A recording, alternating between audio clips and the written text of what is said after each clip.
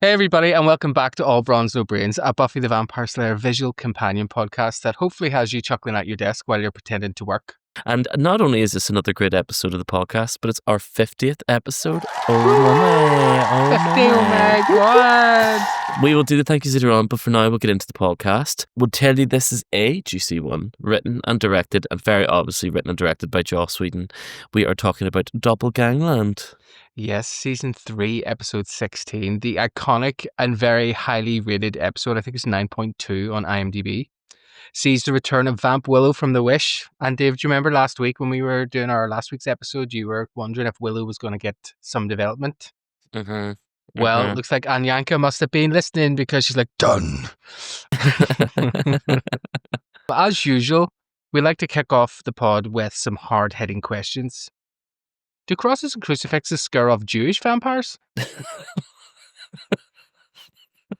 That's very good. Would you hook up with your evil twin? You would 100% hook up with your evil twin.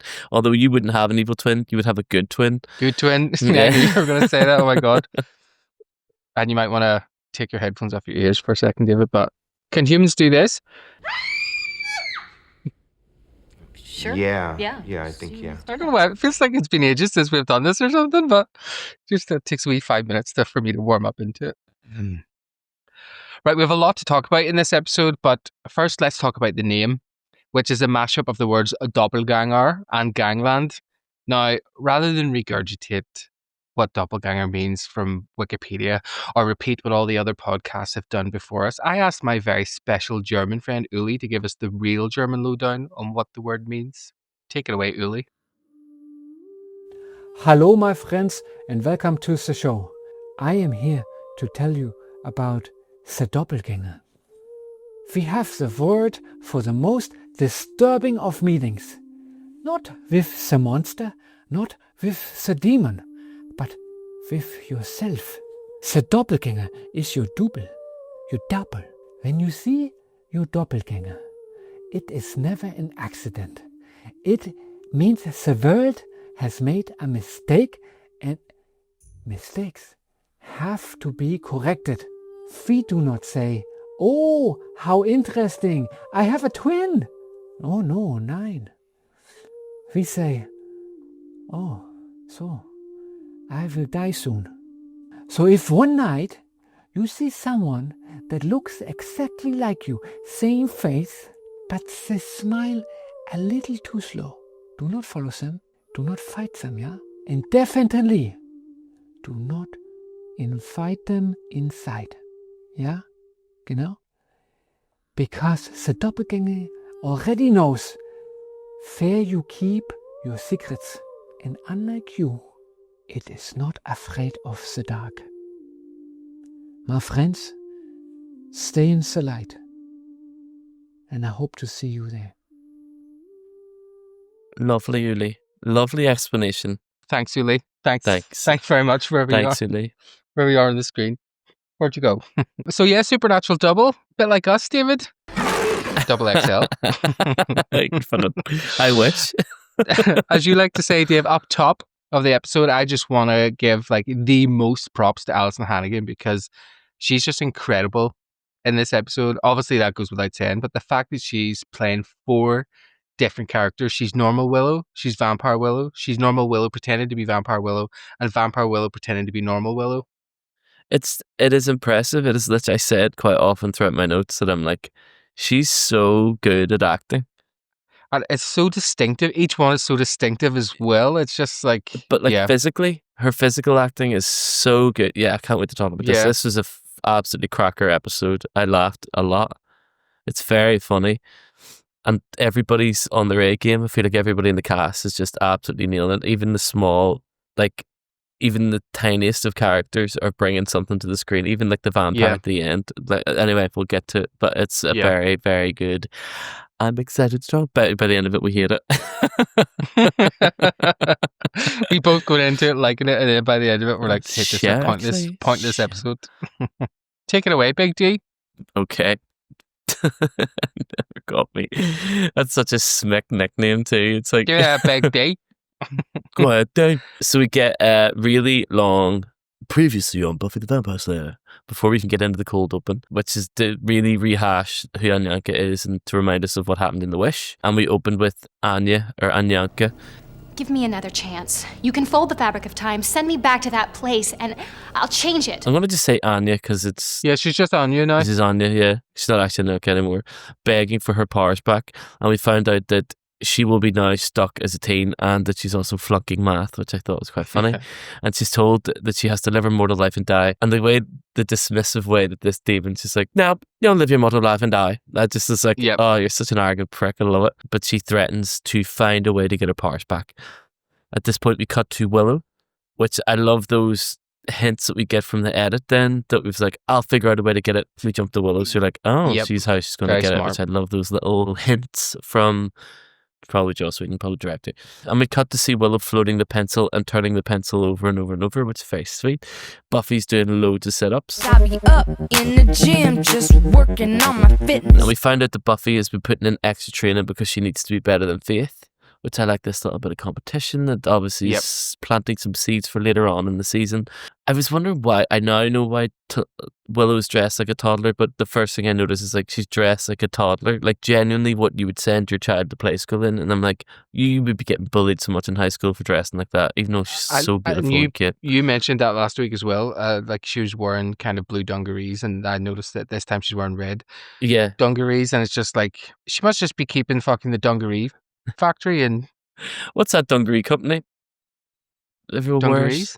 I wish I didn't look like an evil heck farmer if I was to wear dungarees. I just feel like I would look like one of those inbred kind of farmer guys. It's just like, welcome to my farm, and that just wouldn't suit them. I wish Do you remember the promo picture for The Simple Life with Paris and Nicole, and it was like them two wearing dungarees? We should totally do that as a promo for one of our just look like fucking Tweedledum and Tweedledummer. Like it's mad anyway. Tweedledum and Tweedlecumdum. The simple country kind of life. Where the hell are we? It's a terrible thing. Buffy mentions about not talking about Faith as Willow doesn't like her, and she's like, no, it doesn't bother me. And we found out in that scene that her being able to hold the pencils about emotional regularity and being like still in emotions. And we turn and see the pencils going absolutely mental and flies off into a tree. Emotional control. Working on it. To show that her emotions are getting away with her, and we cut to the credits. It's just a quite little snippy cold. It's a lot of showing and not telling, which is, it's, my notes are like not that full because it moves so fast. I mean, I feel like I have a lot only because I love Buffy. because of, I think, in the lore of where it sits, there's lots of like introduction to people that are going to be back. So I guess actually I'll start with talking about D'Hoffryn. D'Hoffryn is the demon at the start that we see Anya is begging for her powers back from. And D'Hoffryn comes back a bunch of times actually, and he's great. He's kind of become this like gay icon like in the Buffy universe because he's like totally camp. He's really quite funny because he's one of the lower beings. So sassy. So yeah, I like him. I love that. Well, obviously, I love seeing more of Emma Caulfield as Anya, and it's not a spoiler, but obviously, you know that she ends up becoming like my main part of the cast. But it's great seeing her in these early days, just to remember like exactly what she was like, and just kind of, I guess, how much growth ends up happening. I like that Anya mentions that D'Hoffryn can fold the fabric of time, therefore making time travel canon in the Buffy universe. Just that, I mean, it never comes. Actually, it does come back in the comics, but not necessarily in the show. Why is Willow floating that pencil in public in front of everyone? Never thought of that actually. Why is Buffy not like, stop fucking doing that, dickhead, everyone's going to see that pencil floating, oh my god. I'm like, stop doing sit-ups then, you fruit. Yeah. Buffy's doing the sit-ups because she's being tested by the council. I guess it's like a council regulation thing, so that's why they're giving her like the Rorschach test and stuff, like to see, like she makes that comment, I guess Faith's not going to be on the cover of Sanity Fair anytime soon. But yeah, I had the same kind of note as well about Willow and her dungarees. But one of the things I find weird about this episode in general, and that Buffy still has compassion for Faith, despite Faith trying to frame her for murder last week. But I believe it. I believe that in Buffy. She just has the good in everybody. It's very Buffy, but it's just like, WTF chick, you know? I know. Look after yourself. Anyway, that's all I've got for that bit. Okay, cool. We open at Sunnydale. Principal Snyder, my favourite, is just being a sassy little bitch, taking his coat off and starting the scene. And he's talking about how he wants Willow to team up with Percy West. Great name. Great name for a character. Great name, or the name of someone who would just be really bullied in school. Percy. Percy West? I don't know. I could see it being like a...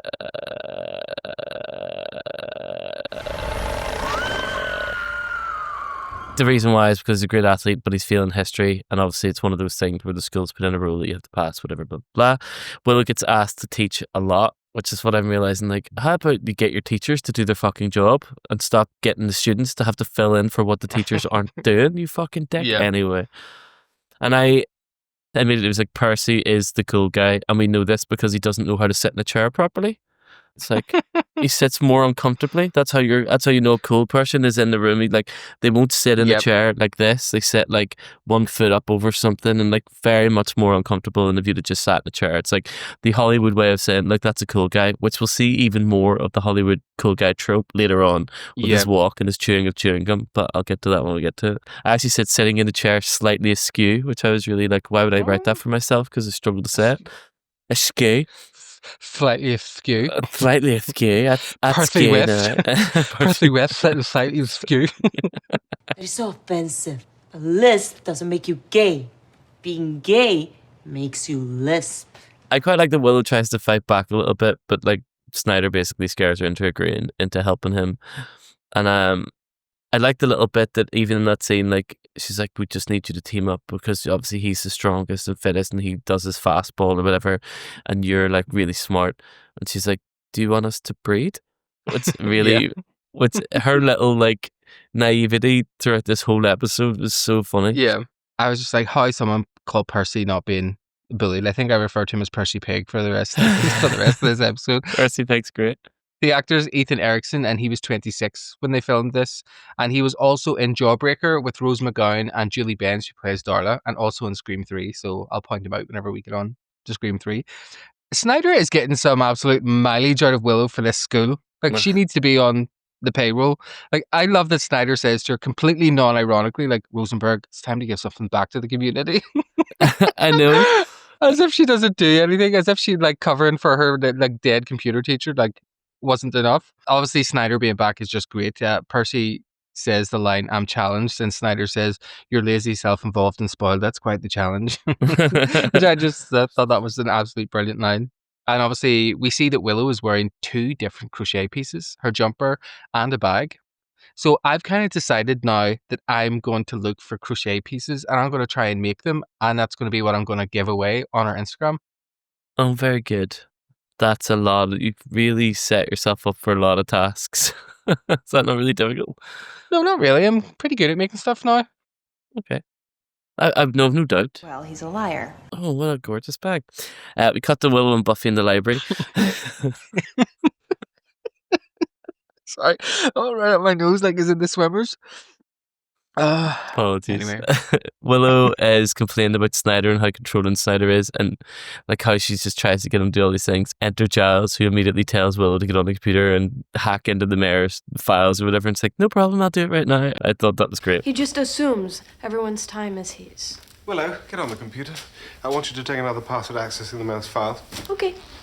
Faith comes in and Baby Giles, which is what I referred to him because I forgot his name, which is Wesley. Thank you. Even though I later on write Wesley because anyway, Wesley is wrecked because of like the evaluation that they're doing for the Slayers, and I'm like, but surely you're just timing. I don't understand why he's running. I don't understand why he's tired. Yeah. There's a bit of that where I'm like, but you're obviously just stop watching stuff. So why? It's maybe like tired? a dog course where you have to run alongside him. I don't know. Yeah, come on. Yeah, girl. Don't shit in the ground. And Faith is trying to like have a conversation with Buffy and trying to kind of catch her eye, and Buffy literally just ignores her and leaves. And then Faith jumps over trying to chat to Willow. Willow the hacker, as always. She just has all these different hats. She's the teacher, she's the hacker, she's the sexy vampire. I can't wait for that. Straight white people. Am I right? And obviously you could just see Willow giving her the pure cold shoulder, which I love, but still tells her exactly what she's doing.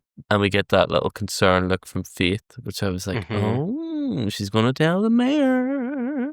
Thought this seems a little cool scene. Any thoughts, my love?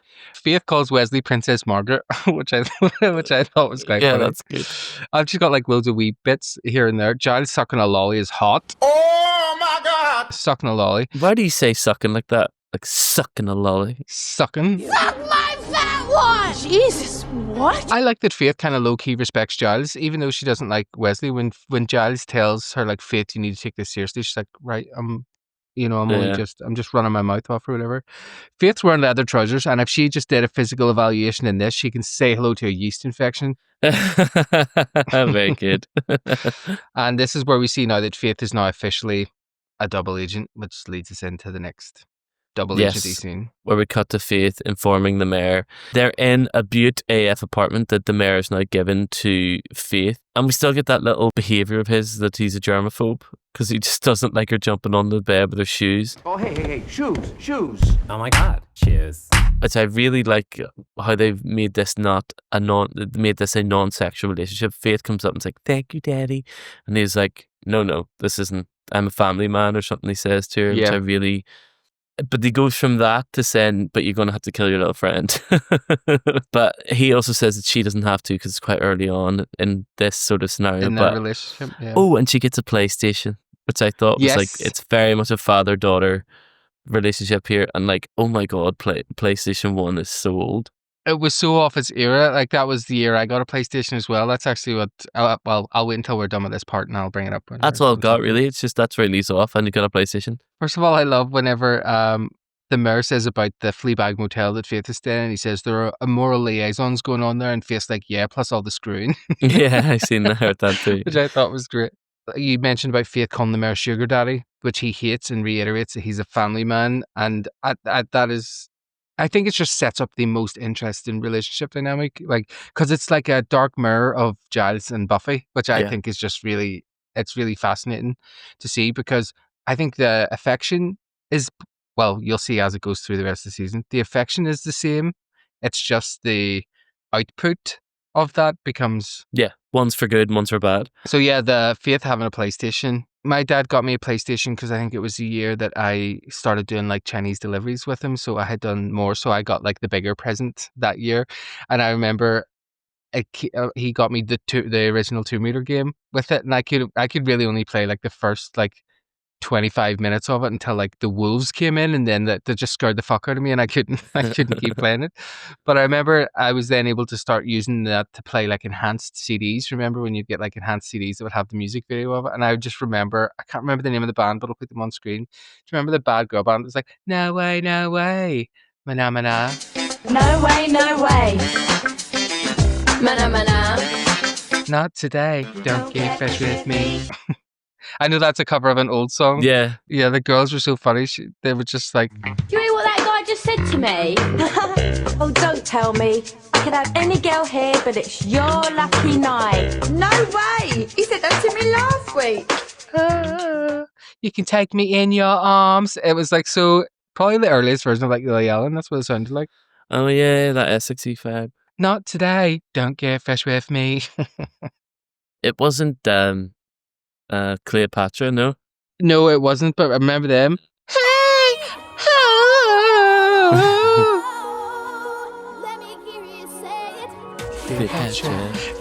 Coming at you. Cut to the school. Oz and Willow have this hug, and it's I thought it was awkward at first, and then it sort of was actually quite sweet. It's like something about you that makes you want to hug you or something. It's all, Oz is so lovely. His hair is awful.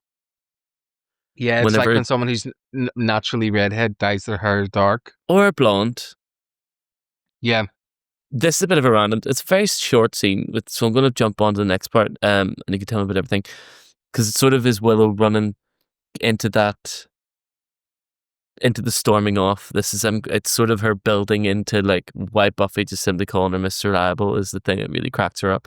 Mm-hmm. So like so we have this little scene with Oz where she's like, why'd you miss school yesterday? And he's like, oh, we had a gig up in Monterey. I've been to Monterey. It's really, really beautiful up there. And I was like, that is quite far away to be fair from Southern California. She's like, why he didn't tell her about it. She's like, it's because you think I'm boring. She's like, I don't think you're boring. Well, I've got a gig tonight in the Bronx. Like, well, I can't do my homework tonight and I have to do this. It's like, And then we move on to the next scene where she's sort of chasing Percy about studying, and he is doing the Disney cool guy walk, like the.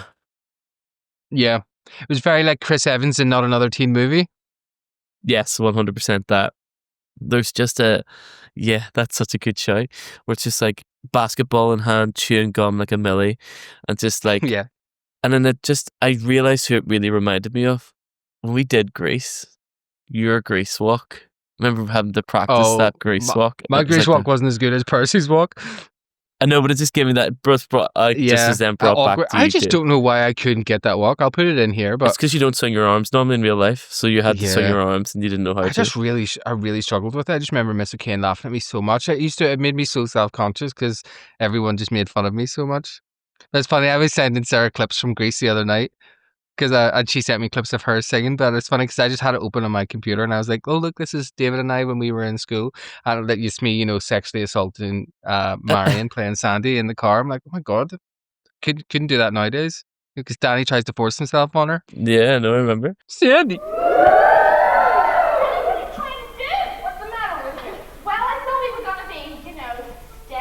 What do you think going steady is anyway? Come on, Sandy. Steady, please! Stop me! Jeez, relax, will ya? Nobody's watching.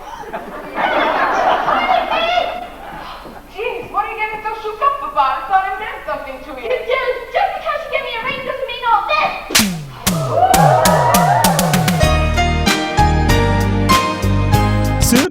Even though Mariam is older than you, she raped me, and I remember you two flipping hated kissing each other. She hated me so much. Like, I'm not used to people not liking me. No, but it's something I really struggle with when someone doesn't like me. It like really eats away at me. But it's funny because we became friends later, like in later years after school, and like now, I used to love when I would see her going out because it felt so like healing to see her. Sorry, hi Marion, if you're listening. Remember we used to snog. Oh, it was so funny. Sarah was a cheeky bitch, so she was like, "Bet that's the only time you've kissed a girl." I was like, "No, it's not. I'll get Dave to tell a story about Shannon." Oh, it's one of the worst kisses I've ever seen in my entire life. Oh my god, it's like someone left the washing machine door open. And the clothes were just going round and round. It was awful. It's like someone put a duvet in the washing machine, left the door open. No. And these were like licking each other's eyebrows. It was insane. Oh, she loved it. Oh, she did. God Lord. And she's a lesbian now, isn't she? No, that's all your girlfriends. Percy said that Snyder said that Willow would do the paper, and Percy's just been a proper wee dick this whole time, which pays off well later on. He does some good acting himself, to be fair, in this episode from his not that his bad progress at all. because as we will find out later on, he's one of the more believable students. He just basically tells her to type it and put his name on it, and Willow's like raging at this because she obviously doesn't stand up for herself and he just fucks off. And it's like, do you know what? I'm eating this banana. It's not lunch, and I'm eating this banana. And that's when Buffy and I say that was funny. And then Buffy and Xander come in, and they basically just call her old reliable. Like Xander asks if she has a note from like biology class from last week or something, and then it's like, yeah, do. It's like, see, she's old reliable. She has it. I told you she's born as fuck. She would have done it. It's born bitch. I really love Buffy's glasses. I have a thing about that. And then there's a little bit where basically she's like, why am I always Mr. Reliable? And then I think Xander calls her like old, like does this little jokey play on. And it goes along. Yes, and it's Xander calls her old reliable, and Willow's like, there's a sexy nickname. Xander tries to make it better by saying, no, you're like a geyser of fun that goes off at regular intervals. And she's like, that's Old Faithful. And he's like, wait, isn't that the dog that had to be shot? And she's like, that's Old Yeller. I thought it was a very layered, it's very Joss Whedon. Like the joke moves and moves and moves and moves like this. It's very funny. It's very fun. This whole episode again was just very funny because then she storms off and then Buffy chases after her, and then I love it, but it's like, Buffy, I'm trying to storm off, and it's really hard to do that if you follow me. And then she turns and storms off again. It's just so that's very, very funny. Talk to me about all of this before we move on to the Anya scene. So I love for initially when she has that hug with Oz in the hall. I think the reason why it feels awkward is because it's so affectionate, and it's like when you're watching someone be affectionate with someone else, and you're a bit like, oh, like you feel like you're in the moment, but that you shouldn't kind of be. I think that's kind of how I felt when I was watching it. Like it was too intimate or something. It was like they definitely pumped right before that scene. This is a famous Willow outfit, but my God, all pink everything, you would be being bullied so fat. So fat. People will be like, why are you dressed like a labia? Percy Pig, like I already said, has got that Chris Evans energy and not another teen movie. I love Willow's rebelling by eating her banana. She's just, and just her face and the way she delivers, she's like, it's not even lunchtime. I don't even care. Yeah. Like she's got her wee face, and then like it just made me remember like I can't eat bananas in public, just in case people get really turned on. Did you not get one stuck in your throat one time by pretending to do that? I know it broke off in my throat when I was like showing people that I could swallow a banana whole, but it's fine. I just pushed it down. Absolutely insane. Continue. Buffy shows up looking like Anastasia. I'm my love, set me free. I'm my love. Set me free. That's a good show. Willow says, Buff, I'm storming off. It really doesn't work if you come with me. Which I Buff just thought was... as well. She calls her Buff. I really like to say that too. Yeah, because that's kind of a throwback to the start when she says, aren't you sort of naturally buff? And she's like, buff. I love that line. Yeah, she's very playful and sweet at the start. But we're getting into a couple of big Willow growth episodes. Like the next two after this are big as well. So fucking big.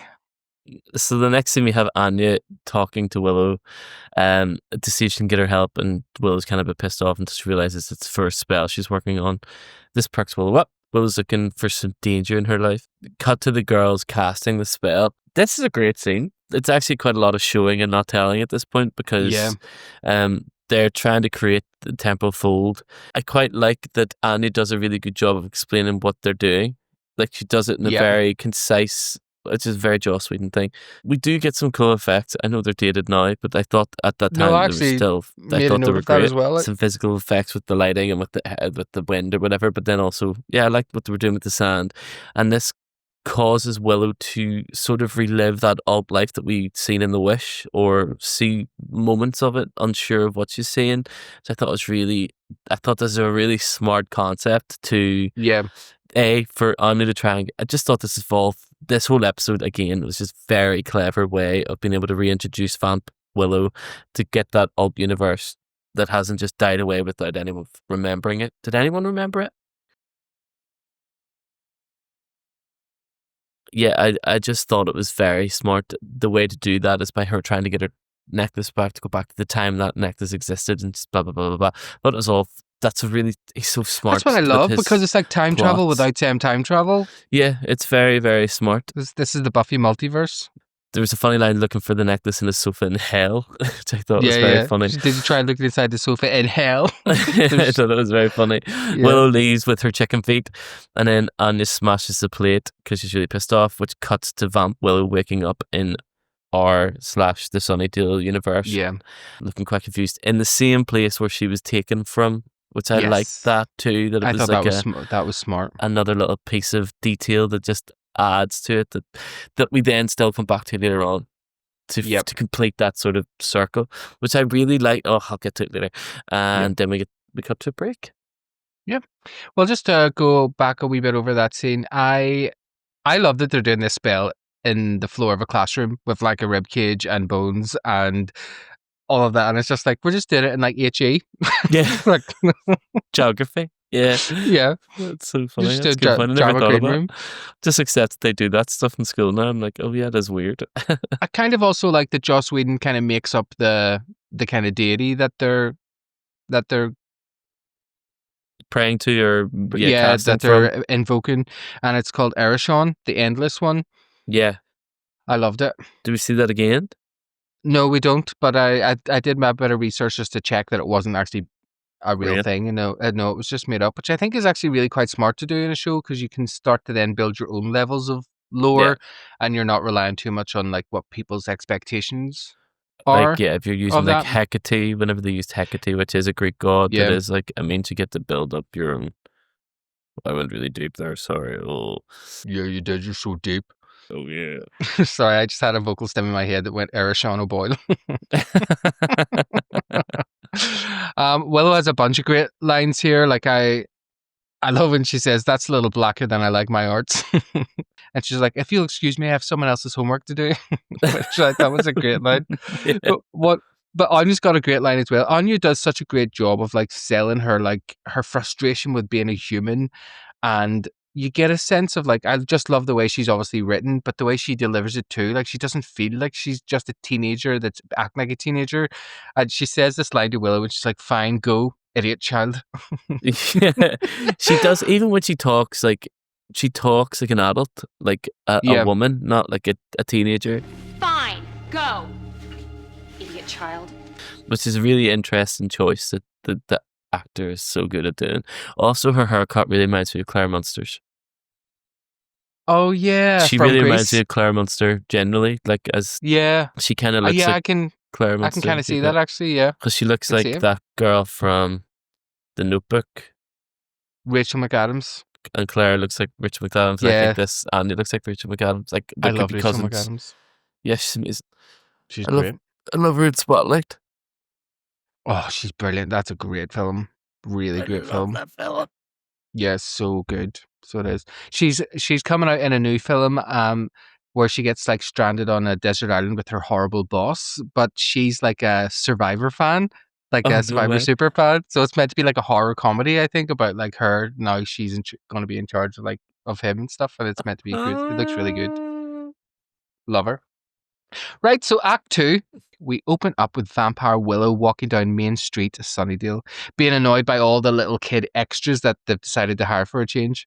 The coffee shop's busy, the people of Sunnydale be hooting and hollering, like, or as the subtitles refer to it, playful shrieking, which seems a bit like an oxymoron, but a wee old granny comes over to try and talk to Willow, and she goes full MGM pictures on her with that big mad lion roar. Do you think she was supposed to have a vamp face there and she just didn't? Because it's weird to have the sound without the face. I know it was weird, but I just wonder, I guess they can make those noises. I'm just curious. It's like they're not even trying to really disguise that it's just a lion roar anymore. Yeah. But I think it used to be a bit more subtle or like mixed in with other things, and now it's just full on. Oh no, wait, that's not the same. That's 20th Century Fox. But yeah, MGM. Is MGM the lion? It's like... Yeah. Yeah. From Belfast? Is that from Belfast? Leo the Lion, I'm pretty sure is from Dublin. Oh, really? The original was like a... Oh my god. I think that could be completely wrong. So close. Do you remember that fake thing where they showed that was like people with puppets? It was like before AI, but that was like when people were doing really good Photoshop to show how they did it. Where they had like the cutout around a real lion's head. No. I'll find it and I'll drop it in here. It's weird looking. I love this wee part. Willow's walk down the street actually mirrors Cordelia's walk in The Wish. Oh, serious? Oh, very good. I never got It's that. almost like kind of shot for shot. I just love that Alison Hannigan is like, it isn't just her face and the way she speaks, it's her whole body. She moves so subtly and like just has the like predatorial. Like it's not even just a sexual thing. Like the way like cats are sexy the way they walk, but it's because they walk with predators. Feline. Because it's like so like Sexy. But the first thing I noticed is like how her body acting is just so good, and even her body double does it quite well to mimic her later on when we have the scenes when they're together. I'm like, this is done so well. This episode is just so fucking good. Good, I'm glad you like it. We cut to the Bronx. That sounded so sarcastic, sorry. Have you ever seen that thing? I'm going to pause you here for 1 second before we get into that. Have you seen that Instagram where there's a two gay guys sitting in the car and he's like, You're gay nice. What is gay nice? Tell me my shirt looks cute. Oh my god, your shirt is so cute. See? That's gay nice. Technically, you're saying something nice, but your tone is very c***y. Oh my god, am I a mean gay? No. Here, repeat after me. Tyler, you look great. Tyler, you look great. Tyler, you look so good. Tyler, you look so good. Tyler, you look so good. Tyler, you look so good. that's you. You don't know how just to say the thing in a nice way. You just have that gay, it's just the way I speak. Yeah, and like you even have, I know when you're being sincere. I love when you say like a nice thing to be text, like that sounds like I've been such a cheeky cunt. I'm like, no, it doesn't. I know what you're saying. But then that means like, why are other times when you don't tell me you're not being a cheeky cunt, are you being a cheeky cunt? Anyway, continue. Oh. Go to the bronze because I interrupted you. It's okay. So we cut to the bronze and we have Kay's Choice playing, and they're playing a song, Virgin State of Mind, which was on the Buffy soundtrack, and the chokehold this song had on me when I was younger. Even when I was rewatching this episode, I was like singing and harmonizing. Absolute tune. Love it.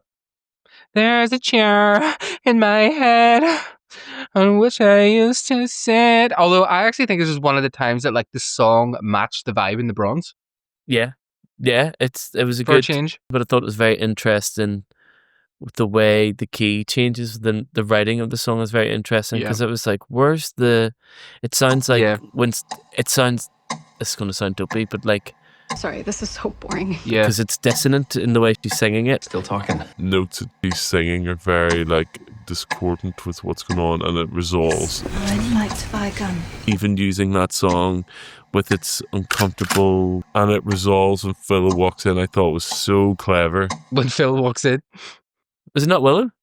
It is Willow, but you said when Phil walks in. When Willow. Oh, when Big Phil walks in. Big fucking Phil do. Big fucking Phil. Willow walks in. It was quite smart. Like the music in this whole episode is actually incredible. Where can I run to? Where can I hide? Who will I turn to? Now I'm in a virgin state of mind. The score does a really good job of like emoting when you need to emote with it, and that song. Yeah. Actually, I think about it, the song's quite an interesting song. It would be something I could listen to. I love songs that have like weird lyrics too. Like there's a chair in my head in which I used to sit, took a pencil and I wrote the following on it. Now there's a key where my wonderful mouth used to be. That's the line I thought was very interesting. Anyway, so obviously everyone is staring at Willow because she's dressed like an anemic dominatrix. Willow walks past a guy scratching his neck, and now we know where Will from Stranger Things moves to after the show.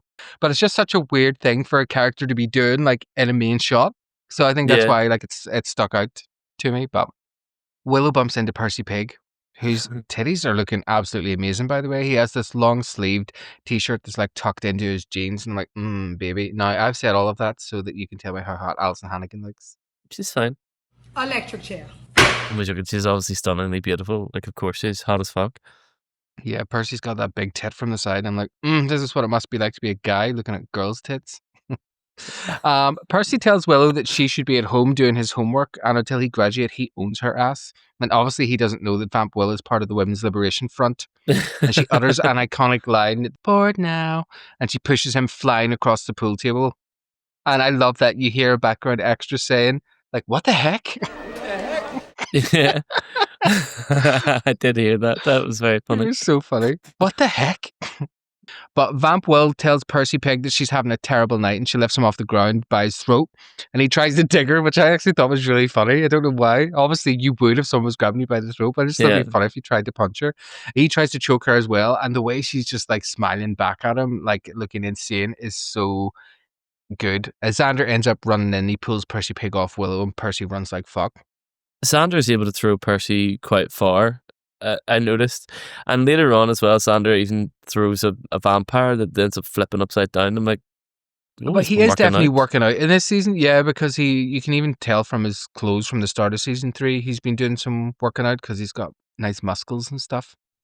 Vamp Will is happy to see Xander alive and starts rubbing her hands all over him, and he's the one to push her off, saying virgin on naughty touching and hands in new places. And Vamp Will realizes that he's alive, and she looks all sad as Buffy walks in, saying, "Hey Xander, aren't you going to introduce me to your holy god, your Willow?" It's a really funny line. But it's also like she hasn't even walked up to Xander yet. She's like, "Aren't you going to introduce me to your friend?" She wasn't just like walking up to someone doing that. But this is where Buffy is like such a brilliant friend, or actually she might be a terrible friend, but we can decide together. Either way, she's a supportive friend because she tells Willow, "You know what? I like the look. It's extreme, but it looks good." I'm like, okay, well good job, Buffy. But I actually think it's more that the last time she said anything that was untoward, she walked away. I love that she's like scared of losing her friend, just doesn't want to piss her mate off. I thought it was more like that. Yeah, so it's a mixture of like a good friend and a bad friend. But Vamp Will rather unnervingly gets in Buffy's face and says what a lot of people say about me when she's like, "I don't like you." Buffy seems a bit hurt, but I'm wondering, where's Buffy's sixth sense? Where's her period cramps? Like, why is she not able to instinctively tell that Willow is vampire? Obviously, it's in the script, and it would lead to no tension later. But Buffy tries to apologize, and Vamp Will just says, "Leaving now." And as she does, Xander calls her out, saying, "Well, I've got to say, not loving the new you." Like, The one time your friend, who's not even your friend, is being a bitch, and you call her out, despite the fact that you're literally like this all the time. Yeah. But Buffy tries to grab Willow's arm to ask her to stay, and then Willow turns around again, doing her lion roar, being like, "Get off of me!" But I love that, like, she's got her vamp face and she's got her yellow eyes, and Buffy and Xander, like, look on in horror. I found it so funny that, like, imagine, I wondered that they should, like, they would have had to wait, do that whole scene, and then just for that one turn, she'd have to go to makeup and get the contacts in, and, like, I found it, sometimes I sit and think about that as, like, fuck, imagine filming that. You've done that whole scene, you're there for ages, and then they're like, right, just for the turnaround. Yeah. Well, probably sequentially, they film all the scenes where she's a vampire, and they film all the stuff where she's not a vampire. Yeah. Although Buffy is famous for having really long shooting schedules as well, that went, like, especially when we get into the later seasons, they were shooting things up to, like, the week before they were airing. Oh, really? Yeah, mental. Who's Erin? Erin Gobra. It's that Irish girl in our school, but no dating. Anything else to say about that? No. Well, I love those wee yellow eyes because it reminded me of, like, the yellow punctuations in her outfit from earlier. Like when she had the wee three little, like, the smiley faces and the daisies. And I just thought it was like a perversion of that sweetness. Very good. Very good. I loved it. In the alleyway behind the bronze, Willow's just dandering about when she gets approached by some vampires who address her like they're serving some legal papers. They're like, Willow Rosenberg. Also, these vampires look great. Like they actually intimidating, chunky meathead guys. Like they've got great vamp faces. Like very, very good looking. Willow tells him that she's not supposed to talk to strangers, and they end up attacking her. And they get into a fight, and we see Vamp Willow's fighting skills. And she has a great stunt double. And this is also filmed very well, so you can't tell the difference. I think it's like it's very impressive, very, very impressive. Which I think just goes to show that when they're not trying to show off the stunt doubles, they are able to do it. And after doing some more research and stuff online, which we can talk about at a later date, the guy Jeff Pruitt who did the stunts really wanted to show off the Buffy stunt double, which was his wife, because he felt like she was the real star of the show. Oh, really? Yeah, mental. Yeah, it's very good. Like in this, especially in this episode, there's a lot of great fighting scenes. But like, I think for me, the goodness only comes from when I can't tell that it's a different person. Like, if that's meant to be the case, they should be trying to make Buffy then look like the stunt double. Yeah. You know, rather than the stunt double look like Buffy. But anyway, so the vampires are like, Willow gets the upper hand. The vampires are like, oh shit, oopsie, we've made a wee mistake because we were actually looking for a human. And Vampire Willow asks him who he works for. And when he won't talk, she snaps his finger back. Oof. Rank. And when he tells her he works for the mayor, she snaps his finger back again, and she asks him again who they work for. And he's like, you. So Vamp Willow is basically on LinkedIn Pro, and she's recruiting. She tells the vampires to bring all their mates so they can remake this world, starting with the bronze. She's a badass bitch. Badass bitch. Vamp Willow is so good. The fingers bit, I can't tell if it's a dummy hand or whether it's a real hand and someone who's just hyper-flexive.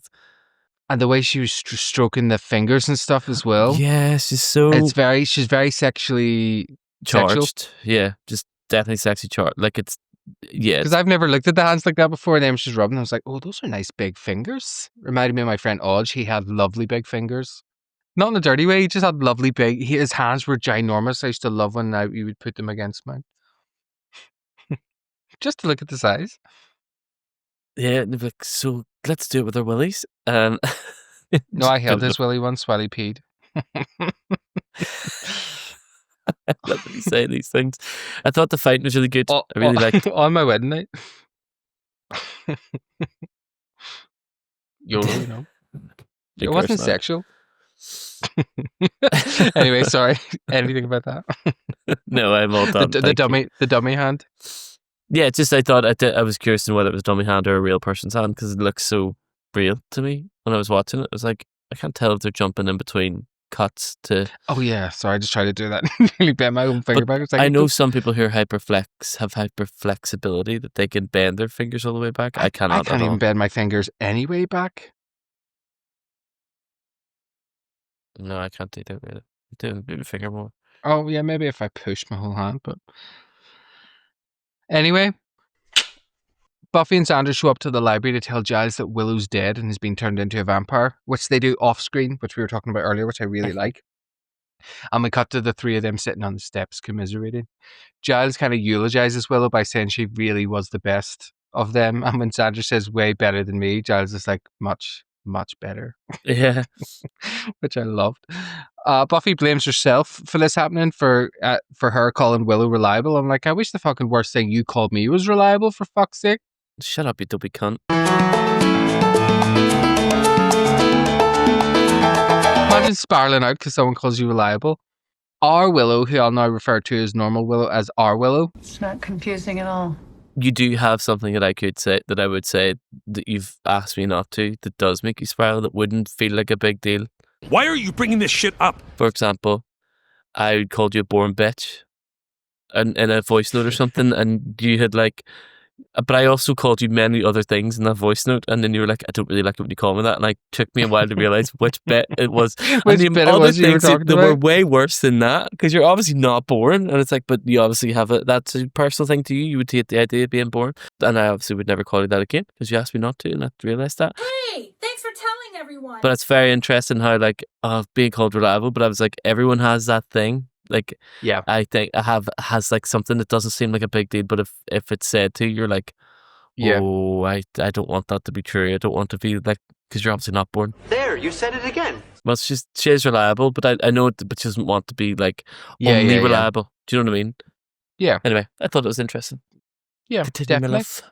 Our Willow danders into the library, confusing the absolute fuck out of everybody. Xander jumps up with his cross, screaming, get back, demon.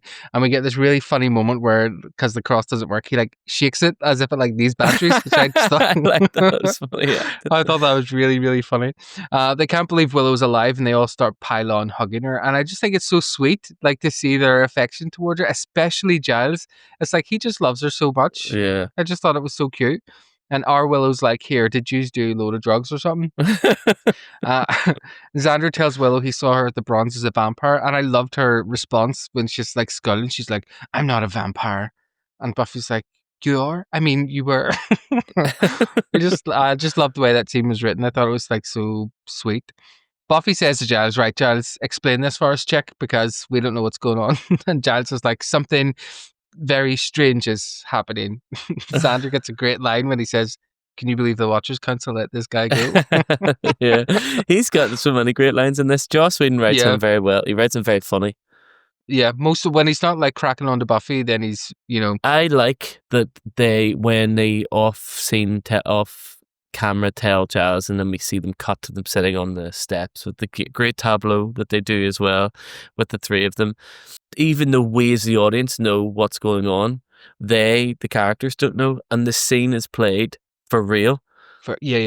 Up until the moment that Willow walks in, like emotionally, the music plays, they pan in slow, and like the lighting and stuff. I was like, I really appreciate that you didn't like take the piss out of them for not knowing the truth. Like it was very real, and the acting was real, and I was like, I really appreciated that from that scene. And then the comic beats, and then the hugging of the two of them is like, okay, oxygen, all the stuff with her awkward. It's like, Giles, do you want to help me out here? And then he like takes a beat and then runs and hugs her. I'm like, that was class. That was I loved all of that, and I thought that like the comedy in this scene is like jumping from the serious to the joking into the thing with the cross. And like, is that where you got the thought of like, is it because she was a Jewish vampire? Would you not be scared?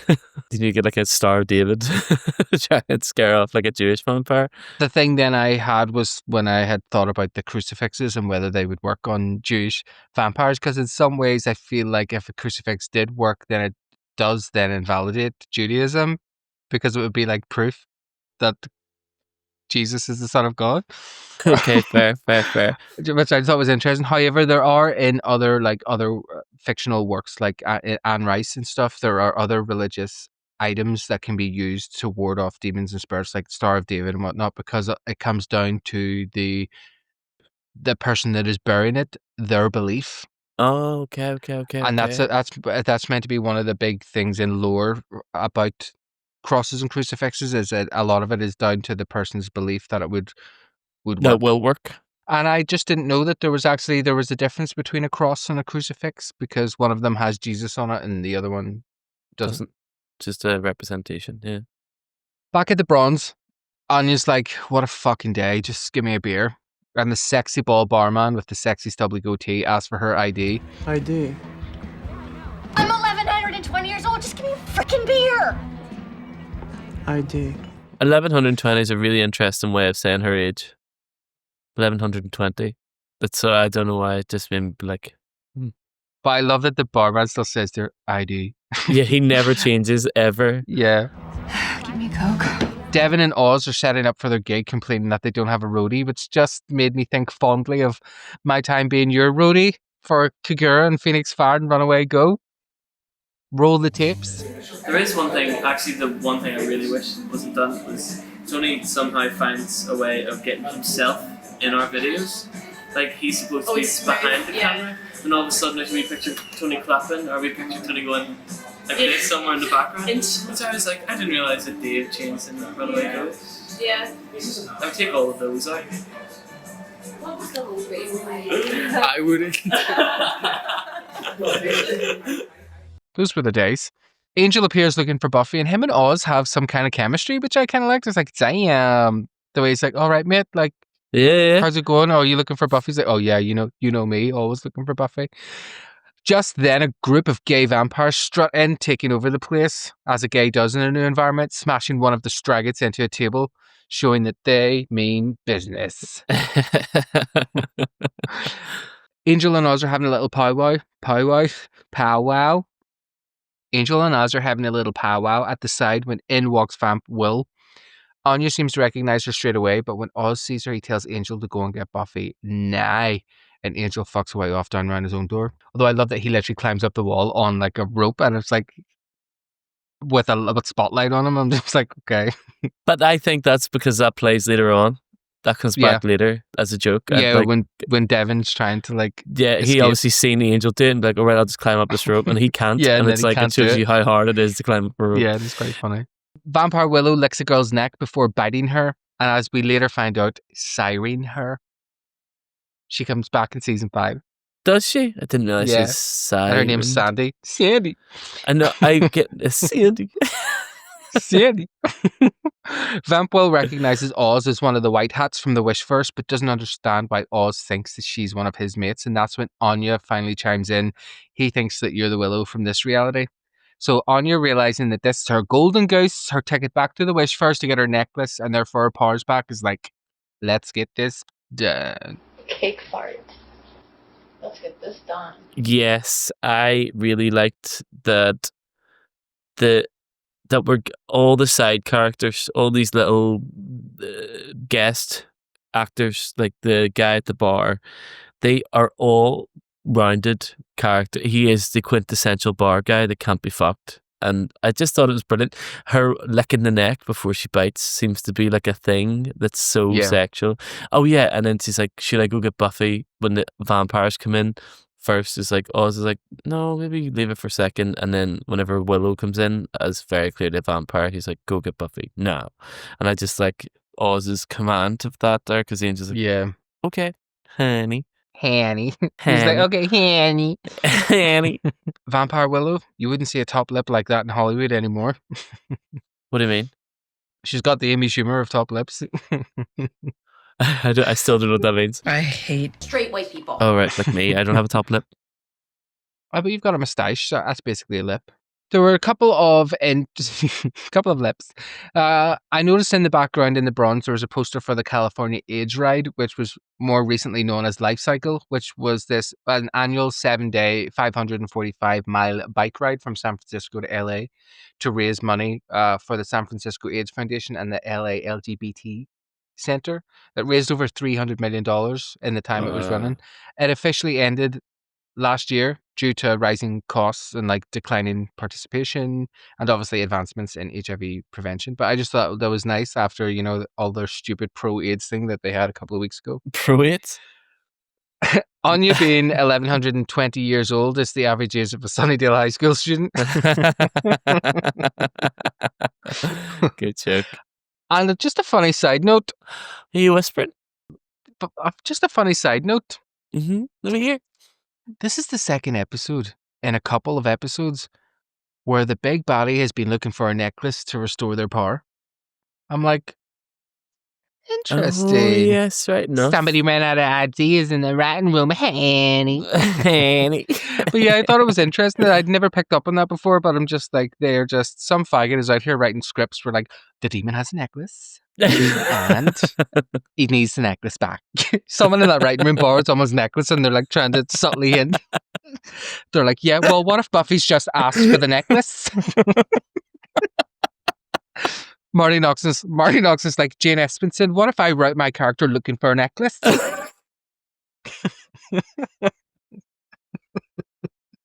Yeah, and Jane's like, yeah, what if it's a big fat demon looking for a necklace? Back in the library, Willow thinks it's creepy as fuck that there's a vampire out there that's the absolute double of her. Buffy and Xander are like, no, it's not your double, it's actually you, except you're not a dominatrix as far as we know. But as we know, David, it's always the quiet ones, isn't it? Always the quiet ones. The quiet ones. Always the quiet ones. Dirty cat. Here's you. Shh. Willow jokes that her and Oz are freaky deaky, and for some reason Xander pretends that wouldn't turn him on, which I thought was interesting. He's trying to show his growth. He's like, I'm not hard right now. Do you want to see my growth?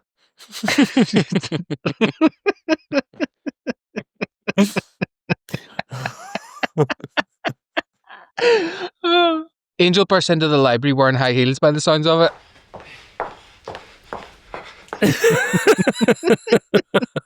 Very good.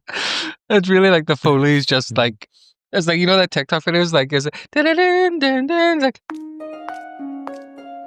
Angel bursts into the library wearing high heels by the sounds of it to tell the gang that Willow is titty bred. A small detail that I loved here is that Angel is upset. He cares about Willow as well. I just thought it was cute just to see Willow's impact in the group without them saying like, oh, she's so loved and adored. I love that he sees Willow and he's like, hey, Willow. And then he's like, wait, what the actual fuck? Yeah. And he tells him that Vamp Willow's at the Bronze with a cadre of vampires looking to party. And I just thought that was a great use of the word cadre. Never heard the term. Cadre mertate.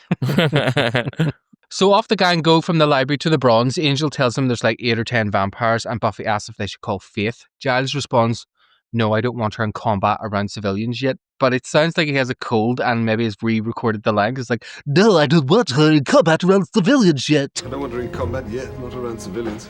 I didn't notice that. Which would explain why they're all wearing coats, I guess. It must be freezing in Sunnydale. Buffy's like, hold on, I need to do all the buttons up on my coat right to the neck before we leave. She does that quite a lot. Fashion. Willow asks what they're going to do with the other her, and Buffy tells her, I don't really know yet, chick, but we need to stop them from murdering the entire Bronze. So really, if we could talk about this later, that would be great, you know? And Willow's like, right, well, sure, you go on ahead. I'm having an idea right now, but I'm not going to tell you what it is. For suspenseful reasons. So Willow goes back to the library to get something and is grabbed by Vamp Will from behind her. He says, alone at last. Yeah, I liked Angel's genuine heartbreak at Willow being turned. You look quite upset by. Me? He looked quite upset by. We open with the two Willows talking to each other. She explains that Anya basically touted and said that Willow could return her to her universe. And I'm like, Anya's a bit of a dick. Even later on, I'm like, you're a bit of a dick. Yeah, she is. Evil Willow then has the thought of wanting to ride herself, which I thought, How's your breed? And she's like feeling her up and she's like, hands as well. She does like the hands thing. It comes back again later on at the end of the episode, which I thought was really funny. And then she basically starts running away from her, or she throws her away because she realizes she's going to be no fun. She chucks her over the library desk or whatever, and she falls quite hard, to be fair, but finds the dart gun, and when she comes walking around, she shoots Evil Willow with the shotgun. That's you've got a shotgun with a dart gun. Bitch. And it's quite sore. Hits her right in the chest, which I thought was mad. It would be sore. It's like right between her fucking ditties and nearly in her heart, but I guess her heart doesn't work, so it's fine. True, good point. Also wonder how those drugs affect vampire. Yeah, it's getting too it obviously into it, worked. It worked. If Yeah. it works on a werewolf, it'll work on a vampire. I guess I get that.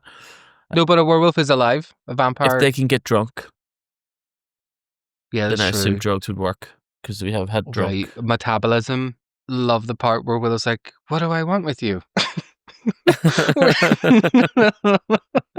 Which I just she just plays that little comedy moment very, very well. I thought the switch between them was done really, really well. Even the effects of when they're both on the screen, but then when they cut to the close-ups for the lick and stuff, I just thought it was done really well. I'd be interested to see a game without the HD because you can very clearly see a different person. I know it is a different person, but you can see her mouth. It wouldn't be as noticeable, but there's also some pictures I'll drop in here that are quite famous of there's 4 Willows, 4 body doubles. So they must have been just filming so many things concurrently. You know, there's Vamp Willow in her pink outfit, normal Willow in her pink outfit, and then Vamp and normal in the other 2 outfits. So it's get a girlfriend. I love that Willow just continues to be a Republican queen and she just knows how to work guns. Well, she'd practice, I think, with Yeah, she loves using that gun. She literally is I hope in the reboot, if she's in the reboot, she's a staunch Republican that just carries a gun. A vampire jumps out, she's The gang drag evil Willow into the usual prison cell that they have always set up in the library, and Willow's like, And I think I'm kind of gay. I think I'm kind of gay. Obviously, know that Willow ends up gay. What? I like that is appearing now. The hinting at Willow being gay, which I think feels a choice. It doesn't feel like a joke. Maybe it does, but I don't know. It's come up before, I think, in an episode where there's an implication that she might be gay, or was it maybe? I get that. No, I think this is the first time. Okay, but I have a question. How did the gang were already on their way down to the Bronx? Who went and got them? Well, maybe they heard the kerfuffle because Willow just ran back and maybe she was wait at the doors for me or whatever. I'm just going to be a minute. Even though she didn't say that, she said, go on ahead, I'll be. But obviously, maybe Willow's ran out after she shot and be like, Buffy! Maybe. Get us ready! So then the gang are basically trying to figure out how to break into the Bronx and what the plan is to get in and help everyone. And we cut to the Bronx. Anything to say? Yeah, Willow says, I think I'm kind of gay. And that's when Buffy says to her, well, a vampire's personality has nothing to do with what they were really like. And that's when Angel is like, well, actually, and then he kind of drops it. I think it's a clever way of bringing a queer coded Willow into play before Willow consciously understands herself. Mm-hmm. But obviously it's one of those things that makes more sense then when you look back on it rather than, trying to unravel what it means. But being as someone who's now watched it and looks back on it, the thing that I love about Willow's queerness, and I say queerness because Willow doesn't, she's with a guy, so she's our bisexual queen, but I'll say queerness because that's how people online seem to refer to it, is that Willow's queerness is not something that exists in the shadow itself, but it's rather something that's forced into the shadow by fear. So it's Vamp Willow can be gay because she doesn't fear social rejection, loss of safety, or being perceived as being over the top. Whereas in the normal world, those are things that would keep someone in the closet. So I love that they're kind of making a choice to say it's not because she's a vampire, it's because she's gay. It's more she's in the closet, because she's a human. Yeah. If that makes sense. Yeah, I understand what you mean. So far in the fucking closet, she's in Narnia. I love that Buffy's the one with the idea, but she's like, I've got a really bad idea. Yeah. Which I just thought that was great. And when she said that, I knew she's exactly. I want to see Vamp Willow's titties. When she said that, I knew exactly what the next scene was going to be. I knew exactly what to, and I'm okay with that because I was like, oh, I know what they're going to do. Because even before she walks in, it's like, oh, I know what's going to happen here, which is a very smart idea, to be fair. Yeah, it's really smart. I wonder who changed them. That's what I was thinking of too. I wonder if Willow changed herself, but I can imagine Willow being like, ditties. I bet Xander volunteered to do it. I'll do it. I've grown, I'll do it.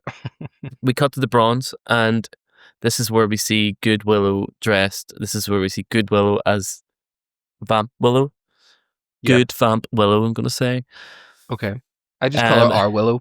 Our Willow dressed up as Vamp Willow coming into the Bronx trying to trick the vampires. And I really loved how it's just so, well, the idea being that she's going to, we cut outside the Bronx. We see Good Willow's dressed as Evil Willow, and that they're going to try and trick the vampires out of the Bronx And again, I just wrote here, like, this is just such a very funny episode talking about what is the signal and what is the actual signal. She's like, I'll give you the signal if I need help. It's like, screaming. It's that, it's just Willow screaming, it'll be the signal or whatever.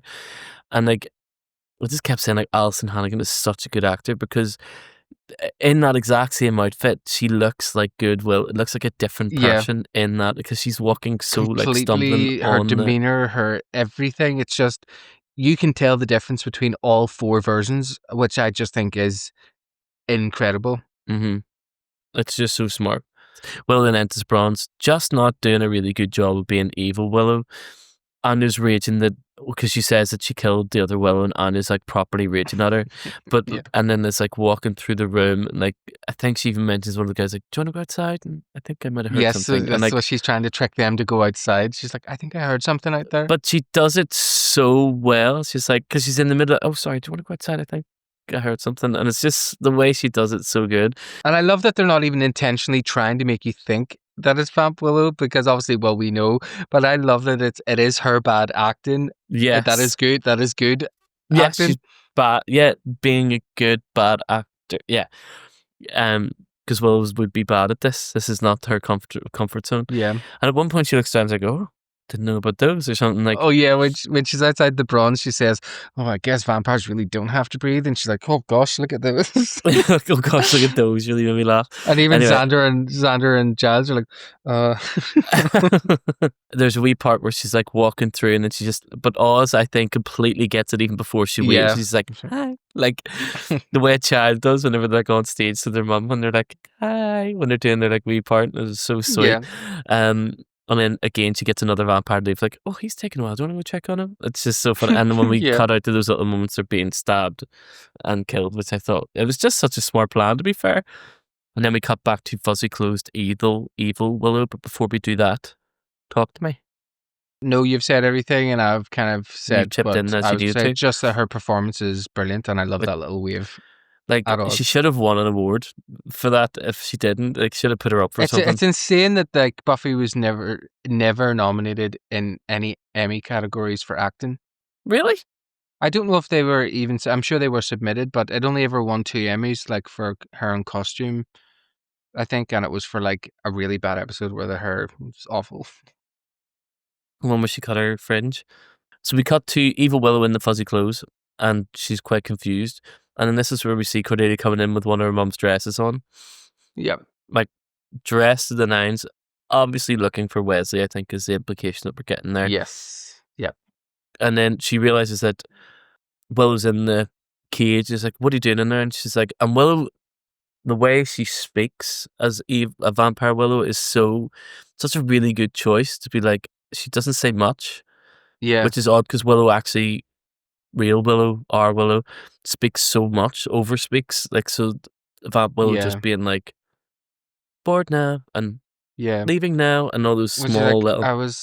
She's like, "I was looking for books. I like books." I like books. Yeah, she's got that real, like, almost stoner-esque way she talks. Yeah. Cordelia makes like a comment. It's like, "Oh yeah, it's always the shy girls that gets the boys fall for," or something. And I was like, "Oh, that's a bit of a sting at that moment." And obviously, as I'm always writing these, I write my notes as I get pause and do the notes before watching the whole thing. Then Cordelia's like, as she goes to unlock the door, she's like, "Wait a second. Maybe this is a good opportunity to talk about the ethics of boyfriend stealing." And I was like, "Oh, this is so good." They really planted that little seed even early on in that scene with her going like she actually is raging at Willow. And I was like, "Oh yes, of course she'd be raging at her. She did buck her boyfriend. Well, do hand stuff with him. Just kissed him. Anything in that, I mean, it definitely didn't want to kiss him. There's got to be dry humping there, but go ahead. Anything in that little scene? Yeah, Cordelia in that glitzy formal dress is just literally like. I mean, she looks stunning. I couldn't think of like the tacky name. I was thinking of like NV or something. Like Cordelia's been to NV in the castle court to get her dress for the formal. Looking for Wesley, which is just mental. She's just being, she's mental. Again, with Vampire Willow pretending to be normal Willow, like the acting choices, like, "Hey you. Hey, me? Hey, me what? It comes off really like two people that kind of like are pissed off. It just is really well done. I don't like Cordelia's misdirected anger at Willow. I think this is obviously a very Joss Whedon thing. He's never had her express anger directly at Xander in this way. She doesn't try to talk to Xander ever about it, but she's like, oh, Willow stole my boyfriend, not like my boyfriend cheated on me. But YOLO swag. Interesting. That's a really good point. We cut back to the bronze with Willow, with the guy kind of going like, well, if she's dead now and we can't do the thing, should we just like kill everybody? And the guy who the other vampire guy standing with Anya is so good. Like he's Alphonse. He's fucking brilliant in this. He's so like, he's funny. Like he's gorgeous as well. Yeah, he's very handsome. And then this is where Anya realizes that this is very clearly good Willow and touts. Again, touting. She's such a wee fucking tout. Yeah. Why is that good for her? She's human now. They'll feed on her. Is she wanting to die? I don't know. I got a bit confused about her. I don't think she's wanting to die. I think she still just is forgetting that she's a human. It's almost like she's like, oh, for fuck's sake. You stupid kids. Because she does say like, oh, I'm so bored. I don't even care if I get my powers back. Yeah. And there's a little part where Willow says about shooting, it would be like shooting fish in a barrel. Why don't we give them like a 30-second head start? Or like, what's the bonus of shooting fish in a barrel? And it's like, well, that would be all the dead fish. Like, yeah, it's very funny. We cut back to the school with Eva Willow looking bored, and Cordelia's obviously been like we see off screen that she's still talking about stuff. When the camera cuts to Cordelia, she's sitting there with a coffee and like with her legs folded. Like this has been with the idea that she went off to make a coffee for this. It was quite funny. I don't know why. Willow eventually apologizes and Cordelia lets her out, and we cut to the final break as we see Willow just like vamp up as she comes out and turns again just towards the camera, towards Cordelia. And I thought this whole part was brilliantly done. And I thought it was really sweet that how bored she looked. Talk to me, fill in the blanks. One of the things I loved in the bronze when Willow rubs her hand through the girl's hair and it gets stuck in her hair. We used to do that all the time. Do you remember? Do you not remember us doing that? We used to be like, hi, and I'm like, oh. Like pretend to get stuck in people's hair. I don't know if it was from this episode. Maybe that is why I did that. But I just thought it was really funny just to show how not suave she is. It's just a great little thing. Cordelia using Giles's mug is something I just thought was really funny. I thought it was a great way to like call back. Like she's obviously just fine with Willow being in this cage. Yeah. But that Giles mug is. I don't know can't remember if we talked about this in season 1 or if we've talked about it before, but it's the same mug he uses through all 7 seasons. Didn't know anytime he's drinking. It's a jadeite D-handle mug, and I really want to get us some for the podcast because I just think it would be cool if we just drank out of the same mugs as Giles, like when we're doing the podcast, Cordelia, when Willow apologizes to Cordelia, she's like, I'm sorry I stole your boyfriend. I'll never do it again.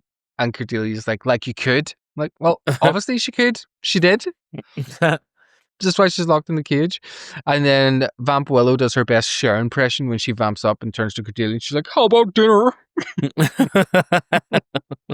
If I could temper fold. Someone loved your Shergar reference, by the way. I think it was Vicky It might have been Vicky Stedman. Thank you, Great Vicky. Shergar reference. Thank you, Vicky. Yeah. People loved that part. People loved it. However, some people didn't agree with us. Some people. It was Kirsty who won our competition, but we've had a chat about it. We've ironed it out. No, about us talking, but I've been pretty harsh on Buffy for like being like, well, she murdered him too. It's like, she didn't really. But we even talk about like wrongly calling it Faith murdered someone, like because she accidentally killed him. But we just keep talking about, well, Buffy murdered him too. But I keep talking about that. But I told her, get a grip. I didn't. It's just a TV show. It's not. It's real life. So, Cordelia bursts out of the library screaming like fuck, running away from Vamp Willow. But she makes the very stupid mistake of running into a classroom rather than, out of the school. Out the door. Yeah. But I realized it's obviously so they could have Cordelia be in one place so that Willow could say the lines that she needed to her. But I love that Cordelia is literally like, she says to Willow, like, I'm sorry for slobbering to you. Obviously, you can have Xander. Like, my blessings for you both. And she keeps screaming and running. At which point we see Wesley, who's very Mr. Bean-ish in his reactions, which I quite like.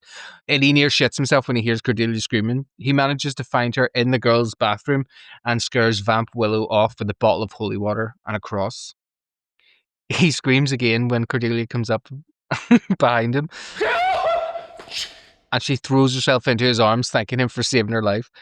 Cordelia does seem to momentarily be sad about our Willow's apparent death before asking Wesley, like, what are you doing tonight?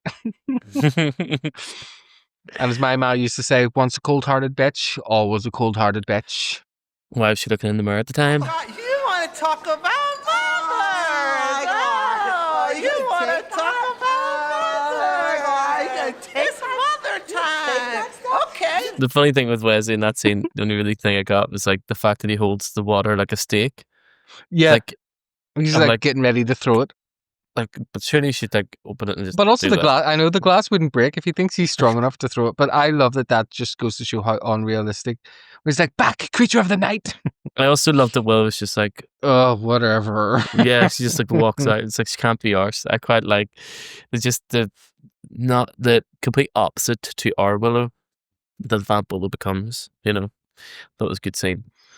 Still is a child and a school teacher. That still is the I thing know. I come back out. You said, what did you say though that was funny that made me laugh and it made me think of something? Oh, I was saying about once a cold-hearted bitch, always a cold-hearted bitch. You said, what was your mum? What did you say was your mum looking? Was your mum looking in the mirror? Yeah, but because I saw a tweet recently, you know how everyone's talking about the gay hockey show, Hated Rivalry, that we talked about first on the podcast before everyone else, by the way. And someone tweeted being like, I would love to see like two fat people fall in love. And someone tweeted back, kiss the mirror, sis. Which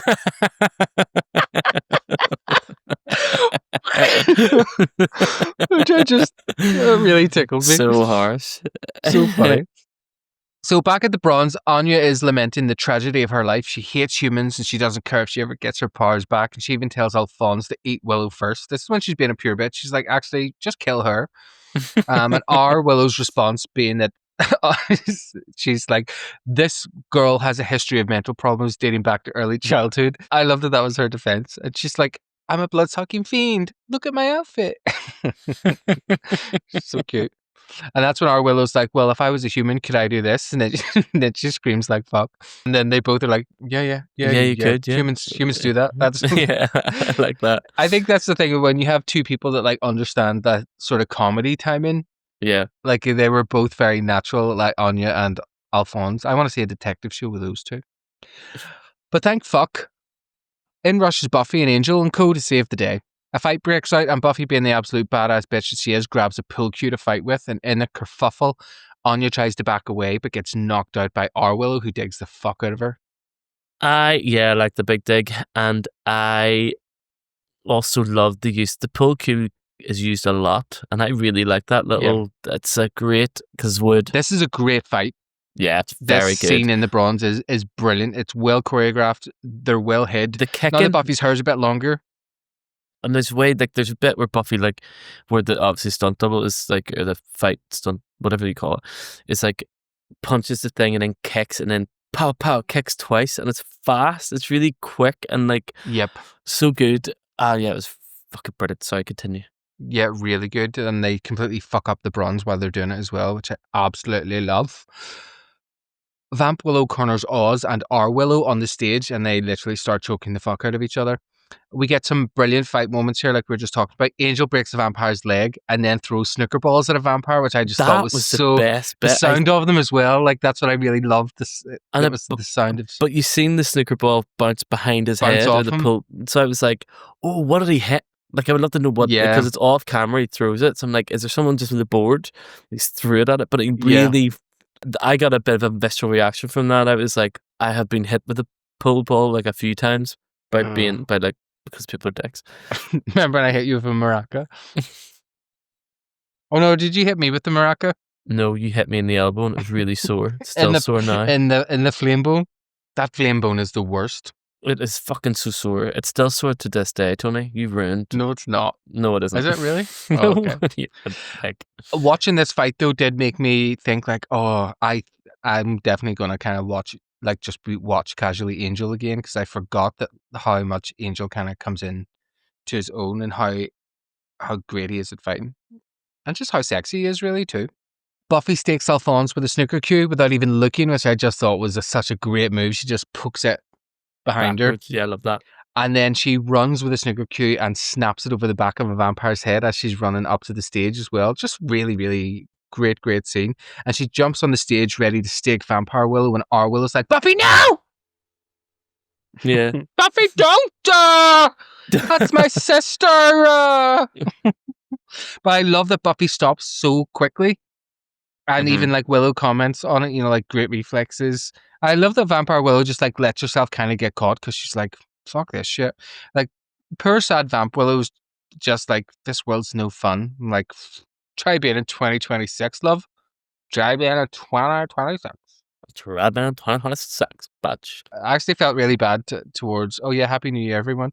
But I felt really bad kind of posting a thing about like how I had a really nice year last year. Everyone's like, this is the worst year of my life. This has been the worst. And I'm just like, best year of my life, living my life away. But fuck that, why lie? Who cares? I You had know, a great but year. it's just funny because So everyone's like, can't wait to see the back of this year. And I'm like, can't wait I to had see an the amazing front year one. last year. I think it's like, it depends of where you're, if you have the mindset to be like, Yeah. do you know what? Yeah. But I've I'm like, learned a lot from last I had year. a previous, you know, bad 13 years before that. So just let me have this Good. one win. Let him have that one. Yeah. Because I'm going to be gone before the end of this one, bitch. So the gang assemble. Avengers assemble, oh my god, to do a spell to send Vamp Willow back to where she came from. And I love just the small details, and then they do it in the same place, you know, to make sure that she goes back. I thought that was very smart. Yeah. Basically, the gang are like Snice, which is supernatural ice. They're sending immigrants back to their home dimensions. Very good. Xander's all chuffed that in the other dimension he's a sexy vampire that people are afraid of. And, you know, I'm not actually even mad at him because he's been pretty sound this whole episode. Yeah, that's fair enough. I would want to know if it's a sexy badass.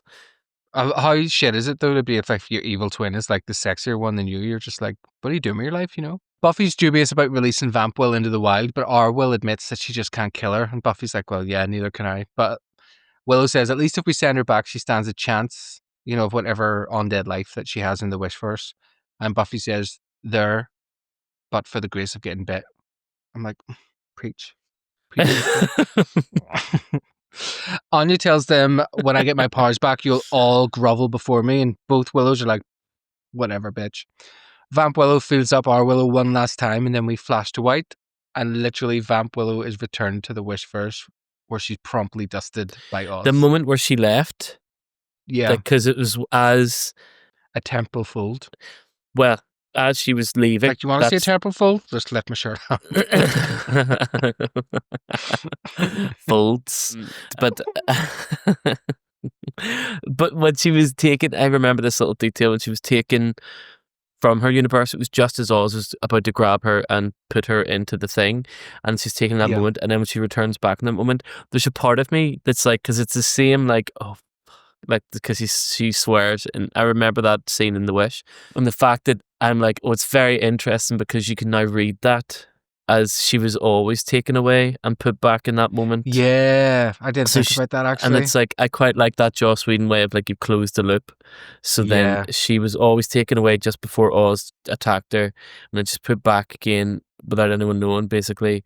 And then there's a bit of acting, I think, I may be reading into this, but I feel like there's a bit of acting Alison Hannigan does in it, where it reads like she hugs Vamp Willow and allows her, or Good Willow, and allows her to hug her, and I'm like, maybe she has learned something a little bit. Maybe there's a bit of like, because we do see from Spike and Angel, like vampires don't always necessarily be just one dimensional like that. They have capacity to, and they remember who they were before they were. Yeah, and I'm like, turned. It gave me a thing of like, oh, if she returned, would she have a chance to, sort of like the Spider-Man movie where they were like trying to return the bodies to their universe. Oh yeah, with the hope that See if they would change or whatever.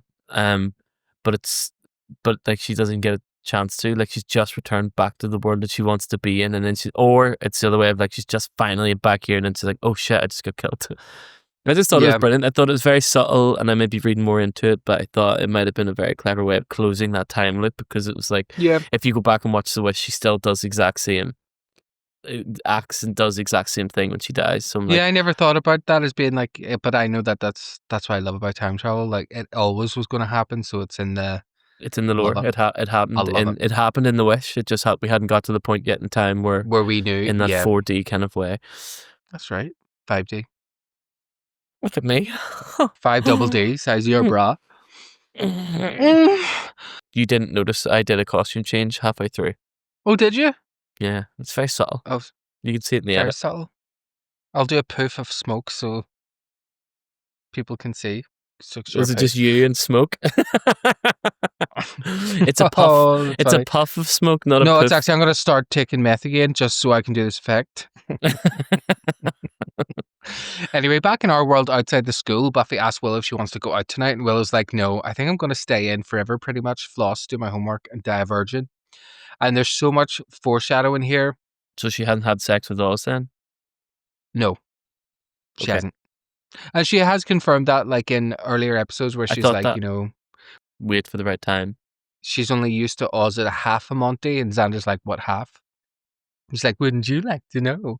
Just bottom half. She's never seen his ditties, but she just like fucking wanks him off all the time. There's a lot of foreshadowing here with Willow saying she doesn't want to mess things up like Vamp Willow, who like messed up everything that she touched. And yeah, I just love it. I don't know if it was in the plans as early as this for what eventually Willow will go through, but I just thought either way, smart foreshadowing.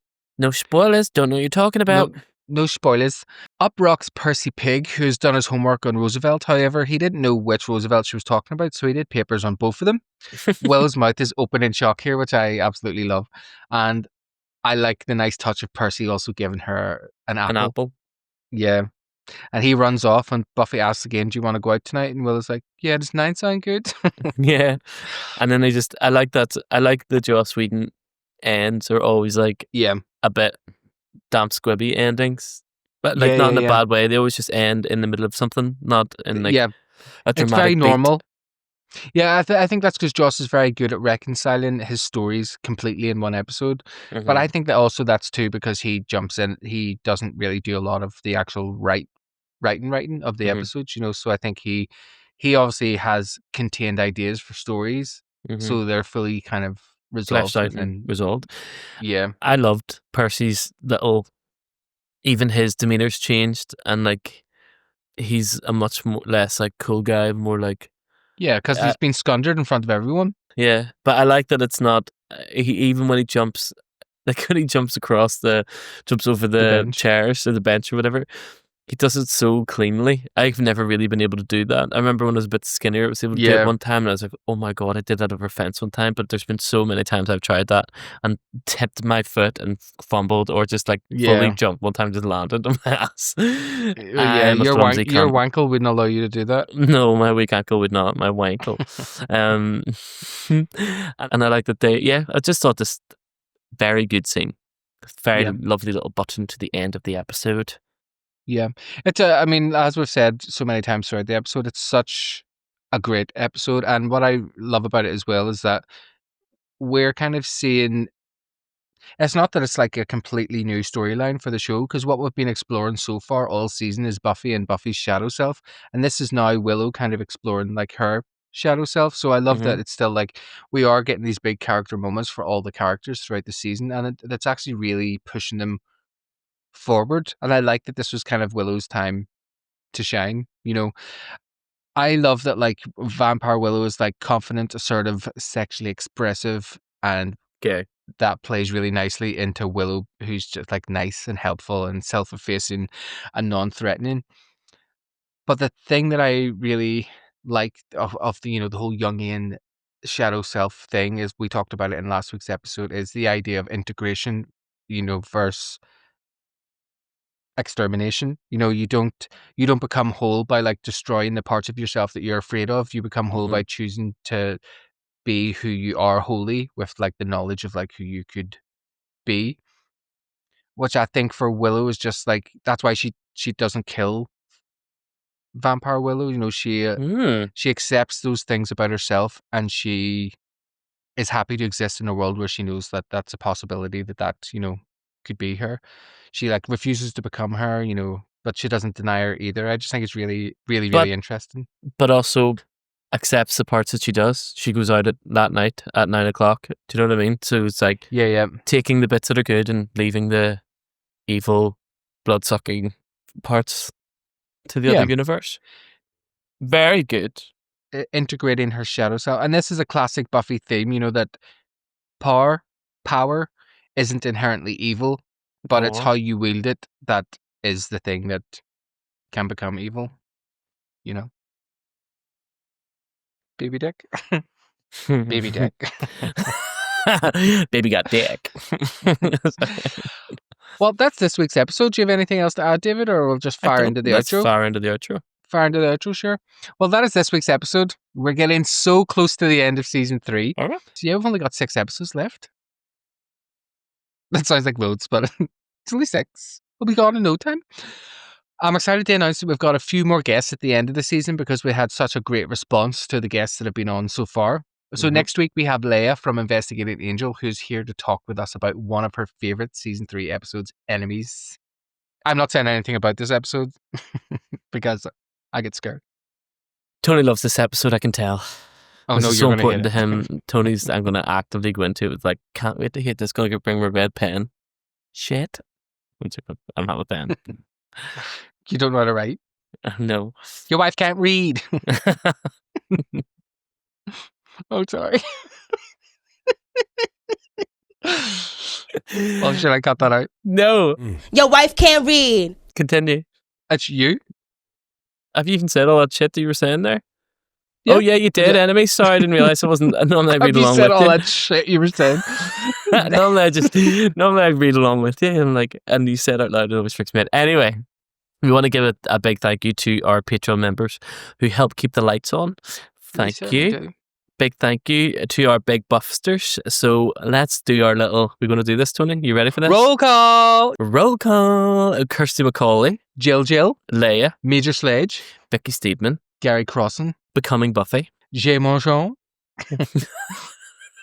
Jenna McGonigal, Amanda Grace, Amanda Goldthorpe, Suzanne L, Colin Coyle, and wee Ellie McGregor. Wee Els McGregor. Wee Els God bless our McGregor. wee Els. Thank you guys so much for being in our big buffsters tier. It's so helpful. Thank you very much for supporting us and allowing us to be able to just like create work. Our Patreon has been lit recently, by the way. Yeah, I didn't realize we had so many members.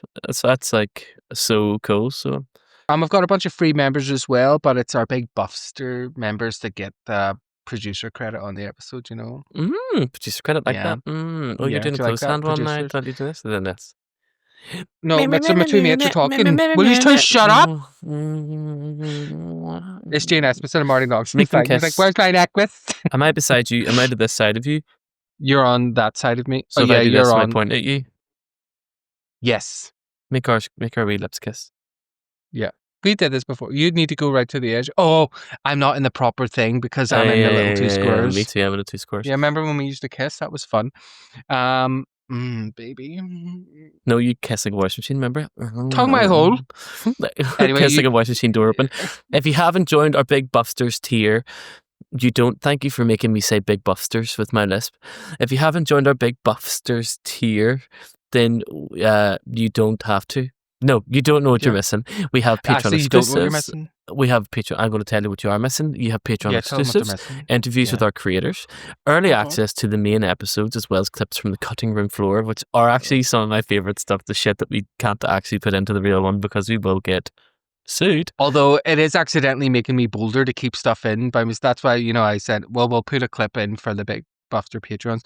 The one where I talked about deep throat and I wasn't sure if it was like too much.